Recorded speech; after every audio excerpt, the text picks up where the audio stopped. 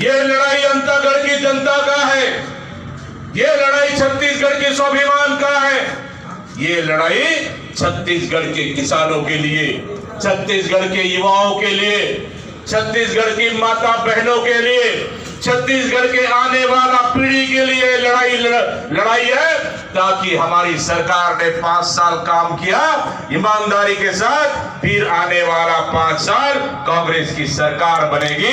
ये लड़ाई इसके लिए भी है। आदरणीय साथियों, माता बहनों, 15 साल के बाद, परिवर्तन के बाद छत्तीसगढ़ में सरकार बनाने का अवसर मिला। अब जब अवसर मिला छत्तीसगढ़ में सरकार बनाने का, तो हमारे पास बस्तर में 12 में 11 सीट जीत कर आए।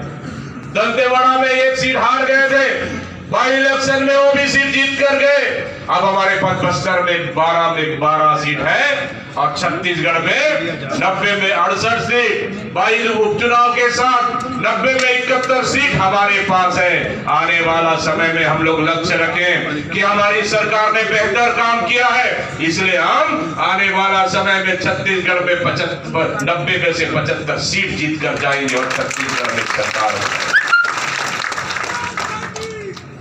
आदरणीय कार्यकर्ता साथियों,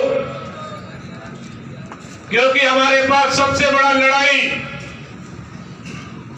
जनता के लिए लड़ना है, वो जनता जिसको हमारी सरकार ने 2700 रुपए से अधिक किसानों का धान का समर्थन मूल्य दे रही है, उनका हक दे रही है और कर्जा माफी की है उन किसानों को, जो भारतीय जनता पार्टी के राज में लगातार 15 साल में आत्महत्या करते रहे। लेकिन हमारी सरकार आने के बाद किसानों का स्थिति सुधरा और किसान आत्महत्या करने बंद कर दिए और आज बंद हुआ और आज छत्तीसगढ़ में आज किसान मजबूती की ओर है, आज किसान शांति और सुख और चैन से जी रहा है। आदरणीय साथी,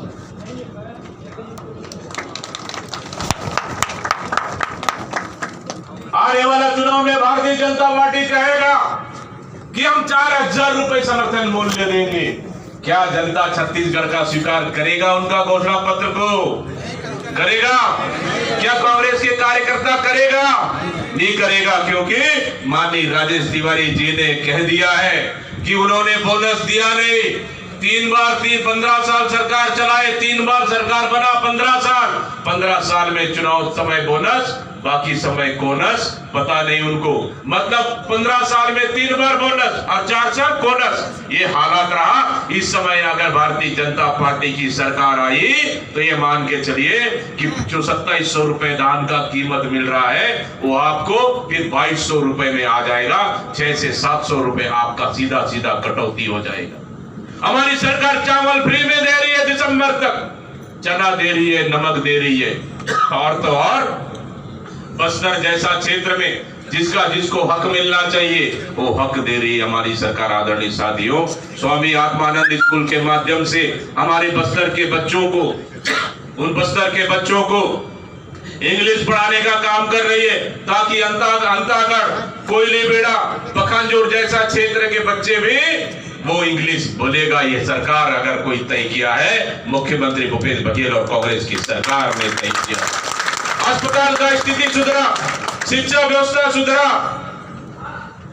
किसानों का हालात सुधरा, युवाओं को रोजगार देने का काम हमारी सरकार कर रही है। जितने भी 15 साल में भर्ती नहीं हुआ, हमारी सरकार में सबसे ज्यादा अगर भर्ती हुआ है, नौकरी लगाने का काम हुआ है, वो हमारे कांग्रेस की सरकार में काम हुआ है। आदरणीय साथियों, और जो युवाओं को नौकरी नहीं मिल पाया उनको बेरोजगारी भत्ता हमारी सरकार देने का काम कर रही है।